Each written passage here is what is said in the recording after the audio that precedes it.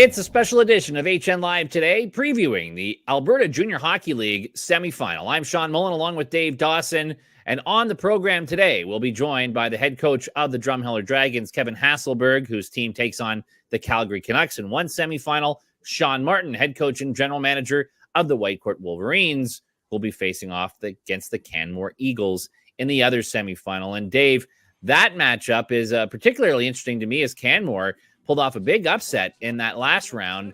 We didn't expect to see them here, but it's that time of the year. Team can get hot at the right time. It's an older team, and now they get an opportunity to test what has been the top team in the Alberta Junior Hockey League, certainly since the realignment. Could it get any better? The idea for the interlock schedule this year is hoping for unconventional matchups through the playoffs. And Canmore and Whitecourt is going to be an exciting one. Obviously, Andrew Mullin, the head coach in Canmore, has been a well-respected coach for years. Just hasn't been able to get over the hump, so to speak, in the playoffs. And now has his group in the semifinals up against the Whitecourt Wolverines. And yeah, Canmore, the opening round, the highest scoring team in the AJHL, the Lloydminster Bobcats, took them down in the opening round in 6 games, and now you get the top team in the league, the Whitecourt Wolverines. So excited to preview that one. And Whitecourt has taken 3 of the 4 games this year in the season series. But as you're going to hear, I imagine, in this interview throughout this show, playoffs are a different animal, as they always are. Absolutely. The Whitecourt Wolverines coming off a 4-1 victory in their last series against the Camrose Kodiaks, now preparing to see if they can ride the momentum they've had all throughout the second half of the season into a league final.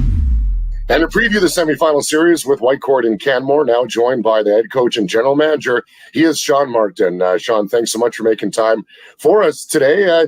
Has to be some excitement brewing in Whitecourt for statistically the best season you guys have had since making AJHL finals. What's the season been like for your group? Yeah, obviously it's been a tale of 2 seasons. We didn't have the start that we wanted, and we're able to come out of it and had a good run here in the middle half and towards the end, and a successful first round against Camrose, and now we're looking forward to Canmore. What was some of the things that led to the turnaround for you guys? What did you see? What changes did you see in your team as you made those improvements halfway through the season and carried those on? Well, it was actually a game in Canmore, and it was having a real conversation with our hockey team that, we had a lot of guys that weren't realizing their potential. We set off-season goals with the guys, and they weren't hitting those numbers. So we had that conversation before the game, and we went into Canmore and put up 7 and had a big win. And from there, that was kind of where everything started to turn. You guys took 3 of the 4 games from Canmore this season, 2 of them earlier in the year. Obviously, they're a bit of a surprising team, so to speak, the way they've been able to have their way so far in the playoffs. So what do you like, or what are you aware of, and how you match up against them? Well, they're old.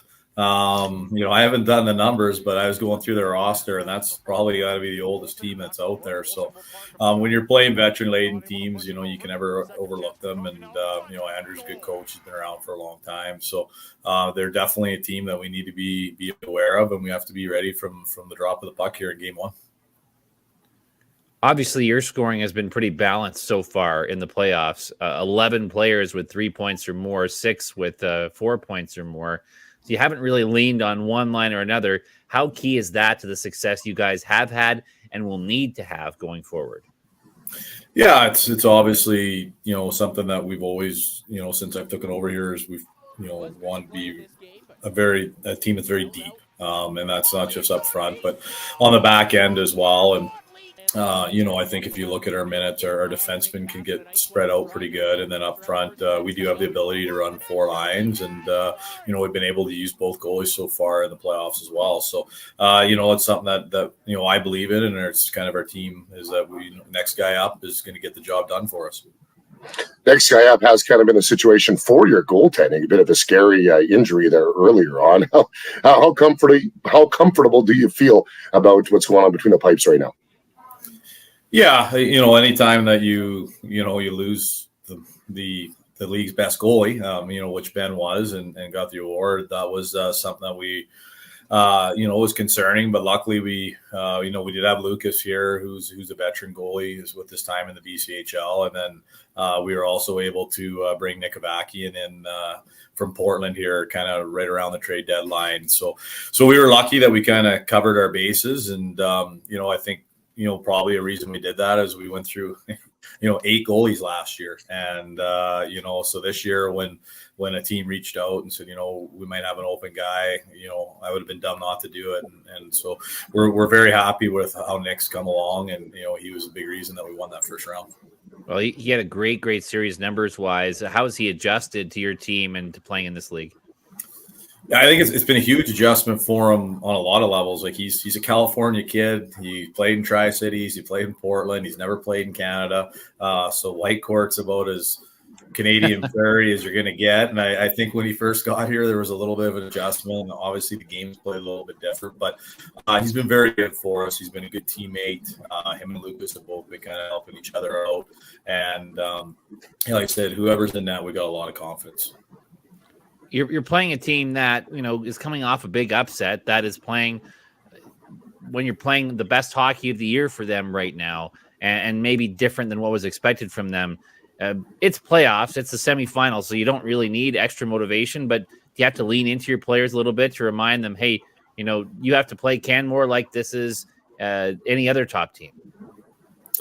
Oh, yeah, I think at this time of year, it doesn't matter who you're playing. You have to be prepared. Everyone's going to be hungry. Like I said, they are an old team, so that they're going to be battle-weary and they're going to be coming in hot. And, some of the games that we have played with them this year, with us playing them 4 times instead of 2, there is a little bit of a rivalry there. And, there's no doubt a couple of the games we fed them their lunch pretty good. And, I think they're going to be coming in here hot and ready to go. And, I don't know what the numbers are, but we've been very good at home this year. And, our goal is to make sure right from the drop of the puck that they know they're going to be a tough game.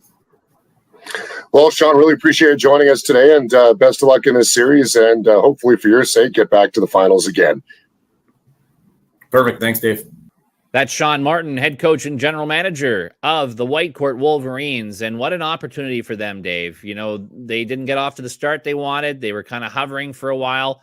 Then not only did they get going, but then the realignment happened. The opportunities have opened up here in the Alberta Junior Hockey League, and the door is wide open for Whitecourt. But they cannot take a Canmore team that pulled off an upset in the last round at all lightly going into this series. Yeah, and if you've ever watched Whitecourt Wolverines hockey before, they play with pace, they play with tempo, they play with physicality, and I imagine that those would be some of the factors they'll ride into their series against Canmore. But Canmore will be coming back and pushing hard. It'll be a fun one to watch. The other semifinal sees the Calgary Canucks taking on the Drumheller Dragons. The Canucks, a 4-2 series victory over the Grand Prairie Storm, Dave, in a series that started with the home team winning every game, but the Canucks were able to close things out with a big win on the road on Sunday. Yeah, it's kind of been indicative of the Calgary Canucks season this year. You look at some games and they would do really well. They shut out.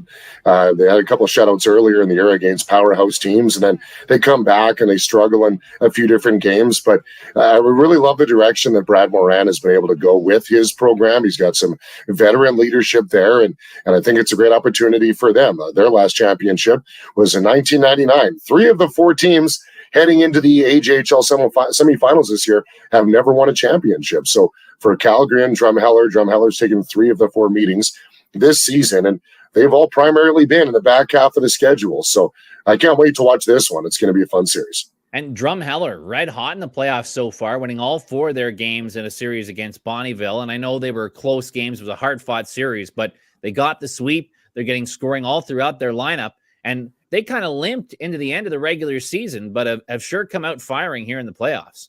Yeah, 3 1-goal games in that series. So, when it comes to the rivalry, I guess in, the day and age of the AJHL when it was South Division, they play each other a whole heck of a lot. They have that animosity. Can't wait to see these 2 guys go toe-to-toe in the playoffs. And to preview the series, joined by the head coach and general manager of the Drumheller Dragons. And I've mentioned a number of platforms before. One of my favorite interviews in junior A hockey. Kevin, thanks so much for joining us today. Your Dragons have a chance in this series up against Calgary to hit the AJHL finals for the first time in 10 years. Just walk us through what's the season been like for your group. Oh, wow. We never really thought about it that way. So thanks for that intro. I really appreciate it. And I also enjoy the interviews that we've had in the past. So it's been a lot of fun. Yeah, I mean, but you can make an argument for both teams being in this situation. It's a unique season that has provided teams with that opportunity. So, I don't know if we're so much focused as to where it might lead to. I think that's for the fans and everybody else to navigate through in the social media platforms. For us, we're grateful that we have the opportunity to be in this situation, and we're pretty focused and dialed in to just our preparation and getting ready for game 1 on Friday. Yeah, you've had a great season series with Calgary so far, taken 3 of 4 games from them. And even recent in February, you played them 3 times. Does that, in any sense, kind of give you a bit of a different scouting report, maybe as to a team you might not have played as much more in the earlier part of the season?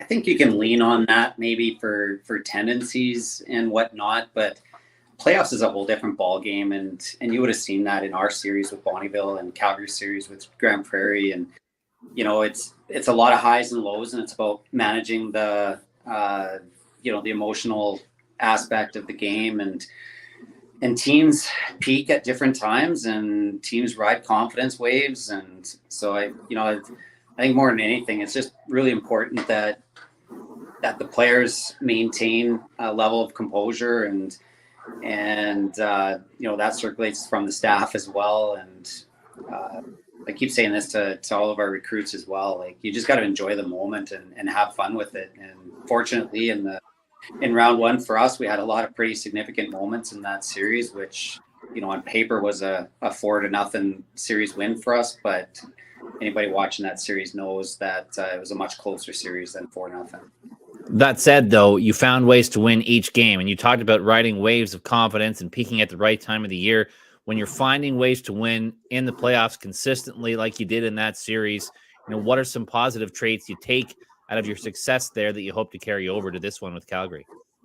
I think that players that faced a lot of adversity all season long and went through significant struggles to get to that position in time of the year, they really drew on those past experiences, and from that they put a different outcome together than what we had in the past leading up to the playoffs. We didn't win a lot of those hockey games, those 1-goal hockey games. We didn't score a lot of goals in the last minute when we were down going into the end of the third period. So, and look at our overtime record all season long, or shootout record. It wasn't very favorable. So, part of it is just growing through your experiences and not beating yourself up when you're doing it. And I think at times all year, every team would say this, that they beat themselves up more than they probably should.